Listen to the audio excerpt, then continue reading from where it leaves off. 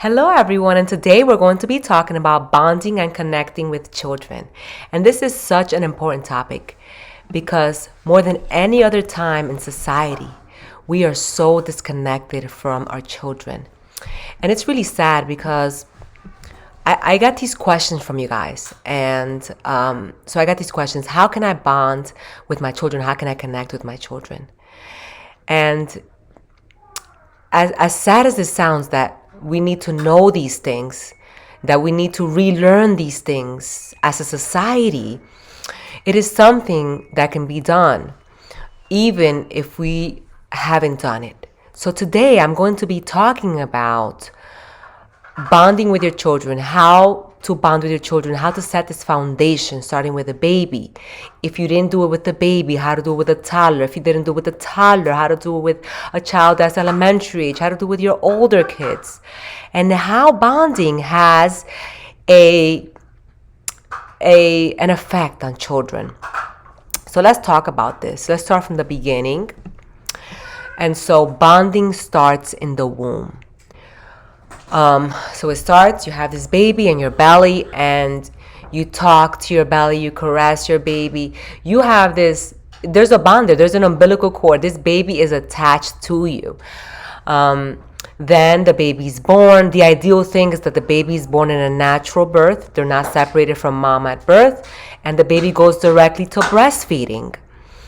And then the baby goes directly to co-sleeping with mom, staying close with mom. That's what I've done with my kids. I talk about co-sleeping. I talk about that I do not use the cry-out method. I think it's detrimental, and I made a whole video about that. I'll link it below in the description box. But instead, you have your child right next to you in a little crib or in a pack and play, in a co-sleeper. So important to have your kids right close to you when they're babies. And then as children become toddlers, what I do is I involve them in all the things that I do. So my toddlers help me with the laundry. They tag along with me to the kitchen and help me when I'm preparing meals. I have them getting involved in putting the measurements and the recipes and helping me mix things because they love being involved. They love practicing being an adult. At the same time, you're bonding with them. Another thing that I love doing with my toddlers is that I turn on the sink just to trickle and I have them there, just practicing washing the dishes, playing with the water. They're just there with me in the kitchen. I want them to be close as I cook, as I do things in the kitchen, and it's really something that I've done with all of my kids. They love the sink, and they love being there with me in the sink.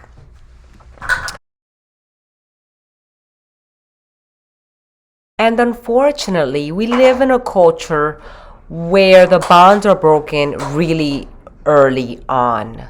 We have a culture that babies are born unnaturally. A lot of them are not breastfed, so they bottle feed these babies, and then they move these babies to their own rooms with a camera and a monitor, and they do the cry-out method, which is terrible, and I've talked about it in my video, and I'll link it below. I made a whole video on that.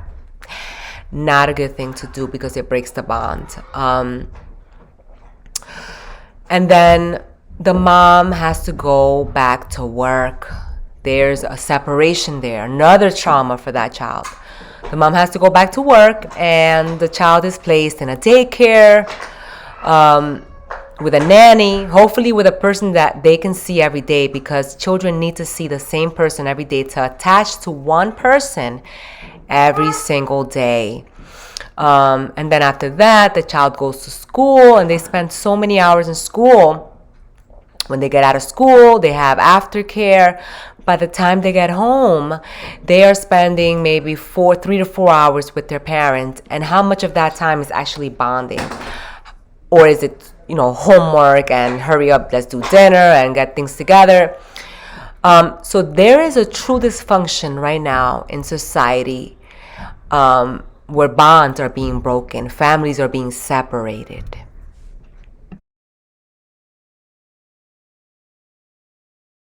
And in order to raise emotionally stable, healthy human beings, they need to have these bonds and connections.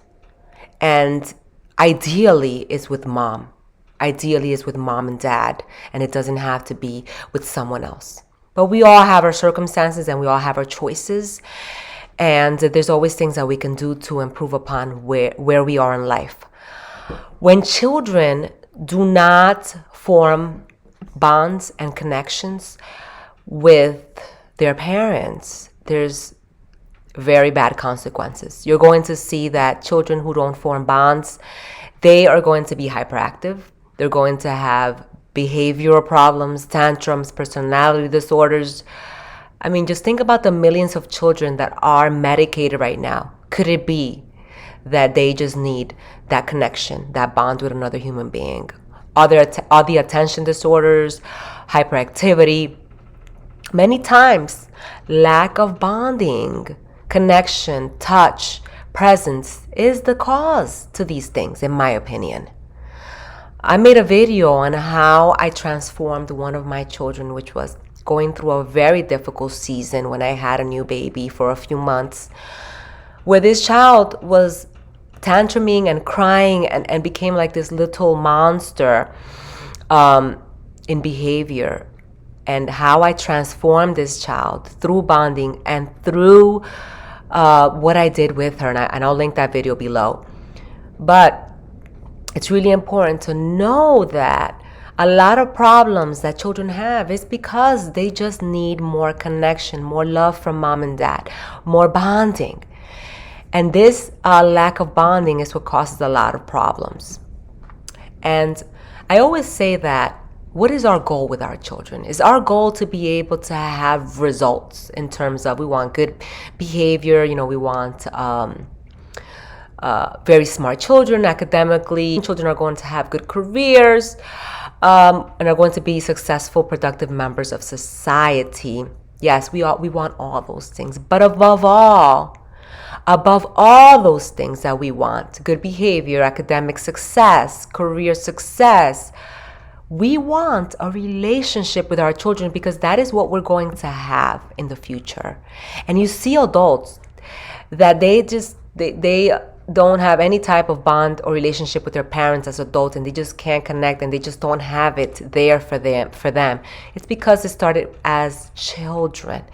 You want to have your children come back in the holidays and come visit you and bring the grandchildren around and have that bond, that beautiful experience of growing up with mom and dad in a close bond, because this is what is going to make up that family. And you want to be best friends with your kids. That is so important, because when you have a good relationship with your children, you are of higher influence. You can teach them things, and they're willing to listen. They want to cooperate because they have that bond with you, because they want to please you. But when you break that bond, then that's when you're going to see behavioral problems. You're going to see children that don't want to cooperate. They don't want to do things for you at all. They don't have a relationship with you. And so let's talk about that very thing. Let's focus on that right now. So when you have a flower in your garden that's not thriving, that's, dying, what do? Do you blame it on the flower, or it's just that type of flower it's just not doing well? Or do you look at the soil? Do you look at, maybe there's not enough water, there's too much sun, there's too little sun, maybe we need to bring some minerals into the soil? What's going on? And that's exactly what we want to do with children. We want to set a foundation for that child to thrive on, a good soil. So what is that good foundation? So the main thing is your relationship with your child, how you treat your child. So you want to be fair with your children. You don't want to hit, yell, scream, name call, criticize. What do people do? Ear pulling, hair pulling. Because when you do those things, you're breaking the bond with your children, and you're breaking the relationship, and you're teaching children to resolve conflict with violence. So that is, like, right off the bat, that's the foundation. You want to treat your children with respect, with love, And you want to observe yourself. How is it that you are treating them and talking to them? What is your tone of voice? Is your tone of voice condescending, harsh, critical, or is it sweet? Is it uplifting? How do you sound to your children? Let me give you an example. So one day, I have 5 kids and I was homeschooling all of them. I wasn't having a very good day. And I wanted my husband to see kind of like a little bit of my day. So I put up my camera to record a little bit of our morning so that he can see it. And I just put the camera up and I forgot about it and I recorded. And then I turned off the camera. And then at night, I wanted to see the video before I showed it to my husband. And when I saw the video, I saw how my voice sounded and I saw how I was being with the kids. Like, for example, I had the book open and we were going over a problem. And I said, well, we already went over that. How can you not know the answer to that when we already did that? Or like the way that I was talking to the children wasn't very nice, wasn't very sweet. And I realized that if I hadn't videotaped myself, I wouldn't have caught myself. And sometimes we get into this habitual way of talking and treating our children that sounds harsh, that sounds mean. And when I saw that mom in the video, I thought, I don't want to be friends with that mom. I don't think she's being very sweet and kind with her children. And what I did the next day was that I put up the camera again and I wanted to be intentional and I wanted to reverse that. And I opened up the book again and I said, okay, sweetheart, let's go over the problem. So what are we not understanding here? Okay, so let's break it down. Not like, no, you should know that by now. What's going on? So I think it's important that we observe the way that we speak to our children and that we change that. We change that from being harsh to being sweet, from being critical to being uplifting, to being understanding, to being empathetic. And once you establish that foundation of respect, of fair treatment, then you're going to be able to build upon that. And I'm not saying that you're not going to discipline your children, because you do have to discipline your children. And there are times where you need to have a firm voice and you need to have your boundaries. And I've talked about boundaries and offering consequences to children, and the consequence that you offer being replaced by yelling and hitting and doing all those things that parents do. So let the consequence do the yelling. Let the consequence be what teaches the children. And that is where we want to get to. So once you have established that foundation of respect for our children, when we are talking to them with respect, we are treating them with respect, then we want to focus on other things. Let's talk about the importance of touch. Children need to be touched and loved on. So you want to, on a daily basis, hug, massage, caress your children.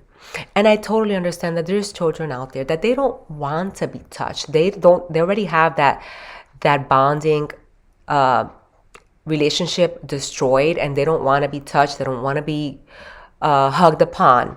But this is something that you can fix. So every morning when my kids wake up, they've been away from us for a long time, I always make mornings pleasant. Good morning! And we give each other a hug. I have my 2-year-old saying, good morning! Good morning, Mom! Good morning, Emma! Like he says good morning to all his sisters.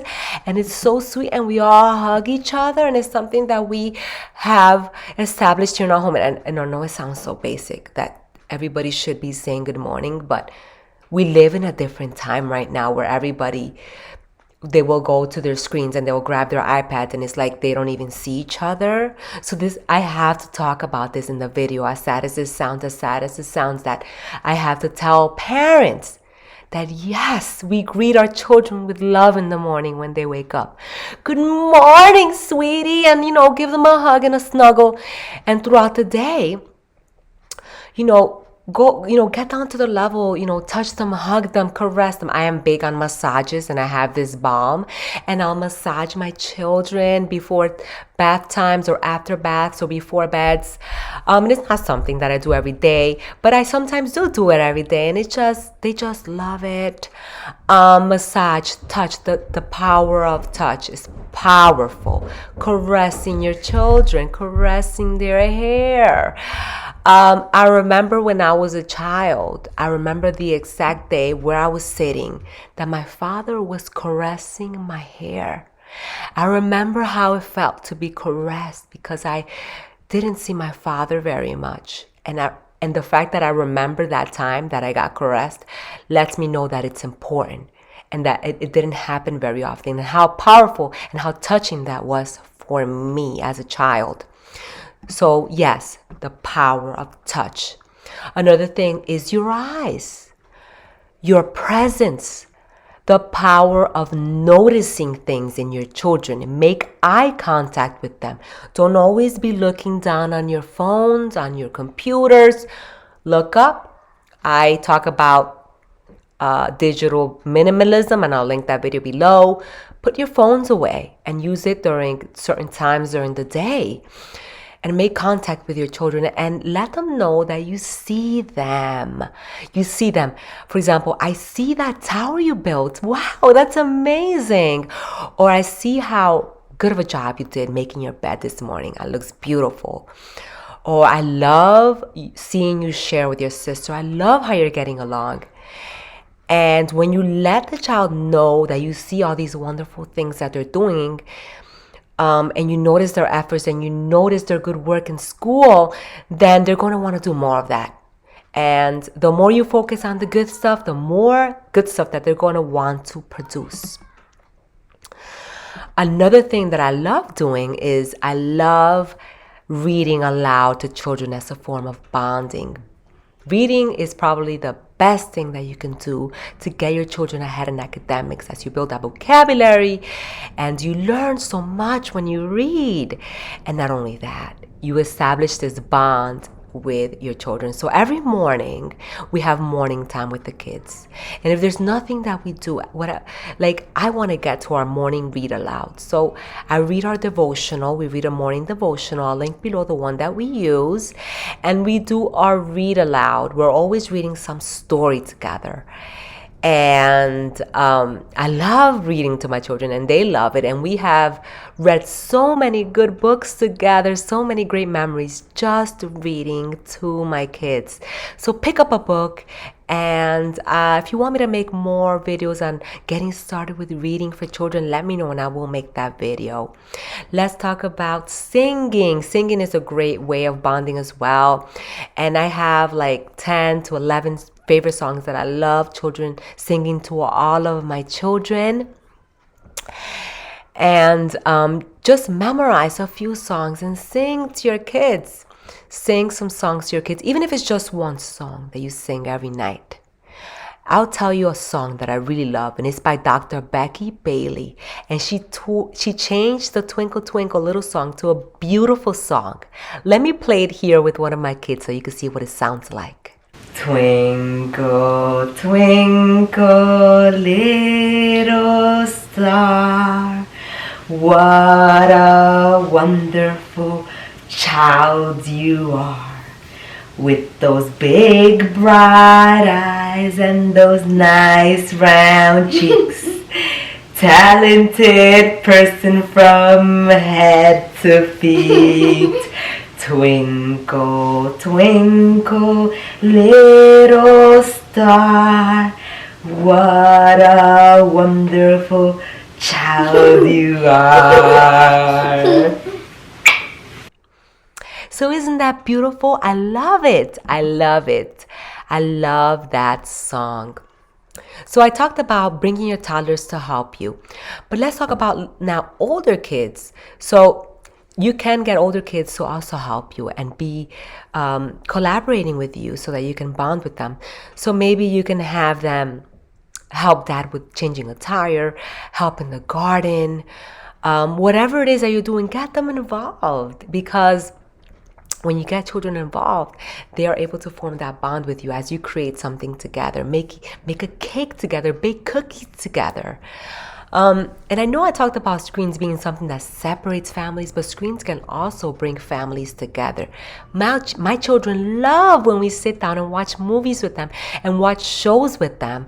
And we do that in the weekend. So we turn off the screens in the week. We only watch some educational things during the week. But in the weekend, we do watch movies with our kids.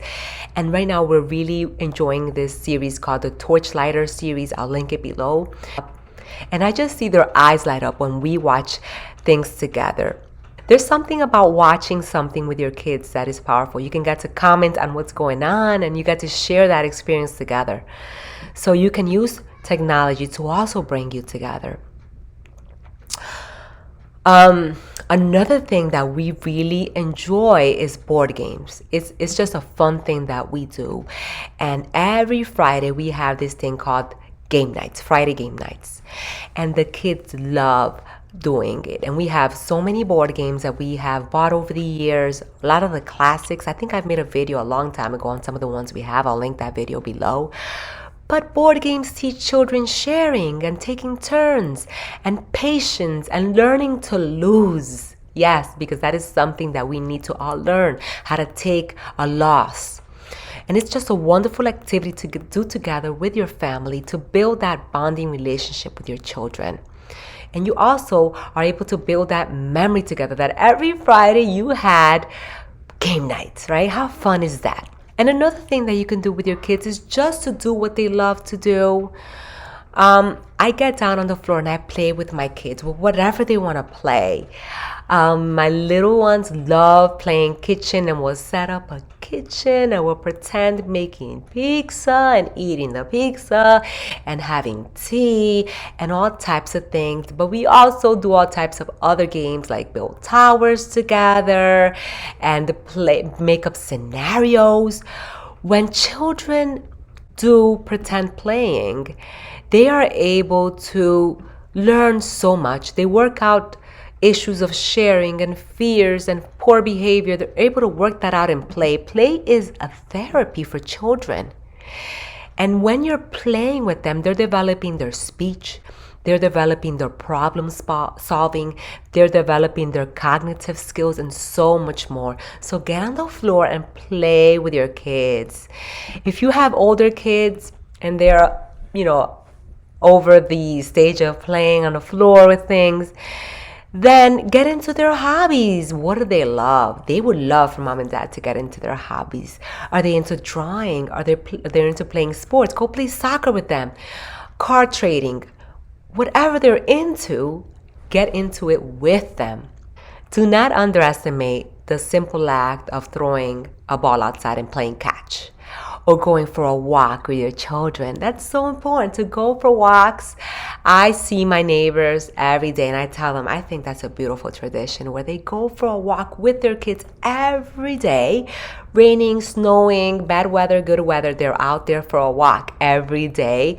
What beautiful bonding experience and memories they're building together by doing that. Another thing that you can do with your kids is playing games with your hands. There's so many games with your hands. From having a little person, hello, how are you? And this little person is someone saying hello and walking and doing fun things. And I know it sounds silly, but kids love playing with their hands. And we will play with our hands at the doctor's office while we're waiting, in the car. And we just love, there's a lot of different hand games that we know and we play. We also love hand clapping games. And they are so fun. And the kids love memorizing the lyrics and the patterns. And it's such a fun time. The kids really love the hand clapping game so much that I'm almost tempted. If you guys want me to make a video on our favorite hand clapping games from like the 80s and 90s, please let me know and I'll make a video about that, because they're just so fun and there's such a great tradition that they can pass on to their kids as well. And there's so many benefits from learning hand claps. Psychologists have even said that it helps the brain in so many ways. So let me know if you guys want to learn more about hand clapping. Another thing that I like doing with my kids, and this is something that you can do with your older kids, is that you want to take turns to have some special alone time with each child. So what I do is every time I go to the grocery store, I'll bring one child with me. And while I'm in there driving in the car, we'll talk, hey, how's your week going?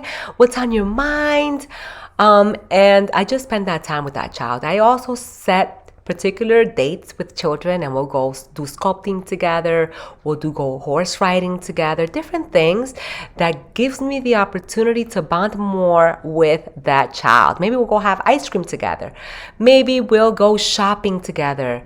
Whatever it is, you can always bring one child with you and spend that special bonding time with just you and that child. And don't forget that bonding happens everywhere. In the car, turn the radio off and just talk to your kids. In the kitchen when you're cooking, just talk to your kids. And bonding is something that happens naturally. This is natural human behavior, and you're going to see that bonding is going to be such a beautiful thing in your family. Connection and bonding is the missing link in many families that can change everything. Bonding is the foundation of human relationship, and it needs to be reestablished. It needs to be brought back to the center. I hope you have enjoyed the video. I'll link below in the description box anything that I talked about. Let me know what you do to bond with your children. Go over to my community tab and leave me your comments. I would love to hear more on how you bond and connect with your children. It is such a beautiful thing.